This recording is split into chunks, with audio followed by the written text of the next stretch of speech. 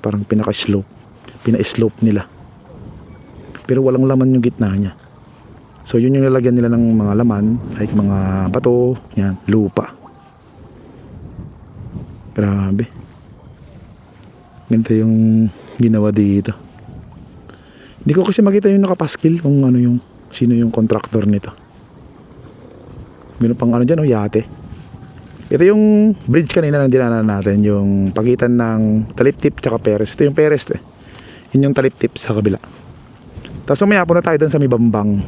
Ano natin doon, may ginagawa rin ano doon mga rehabilitation ng kalsada. Right, dito tayo sa may ano.